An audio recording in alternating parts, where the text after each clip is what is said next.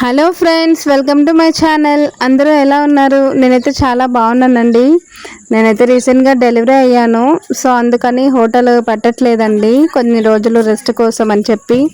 అందులోనూ ఈవెంట్స్ కూడా చేయలేను కదండి. నాకు సి సెక్షన్ అయిందండి, అంటే ఆపరేషన్ చేశారనమాట.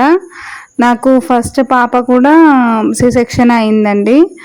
నార్మల్ అవ్వడానికి చాలా ట్రై చేశాము, బట్ ఉమ్మనీరు తగ్గిందని ఫస్ట్ పాపకు కూడా సి సెక్షన్ చేశారు. ఇప్పుడు సెకండ్ బేబీకి కూడా పెయిన్స్ వచ్చాయండి హెవీగా, బట్ ఫస్ట్ సి సెక్షన్ అయిందని చెప్పి సెకండ్ కూడా అలాగే చేసేసారండి. అంటే వాళ్ళ రీజన్స్ వాళ్ళకు ఉంటాయి కదా. బట్ ట్రై అయితే చేశానండి.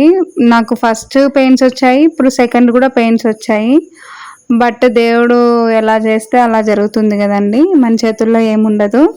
అందుకని చెప్పి ఇప్పుడు నాకు ఆపరేషన్ అయిందని ఇంకా కొన్ని రోజులు ఏ వర్క్ చేయకూడదు అని చెప్పి హోటల్ కూడా పెట్టట్లేదండి. అలాగే నేను ఈవెంట్స్కి కూడా వెళ్ళట్లేదు. అయితే ఇంటి దగ్గర ఏదో ఒకటి మనకు చేతనైన పని మనం చేసుకోవాలి అన్న ఉద్దేశంతో నేను ఒక బిజినెస్ అయితే స్టార్ట్ చేశానండి. అది మీ అందరికీ తెలిసిందే, శారీస్ బిజినెస్ అయితే స్టార్ట్ చేశానండి. మా బిజినెస్ టూర్లో భాగంగానే మొత్తం మా ఫ్యామిలీ అంతా నాకు సపోర్ట్గా ఉండి నాతో పాటు షాపింగ్కి వచ్చారండి.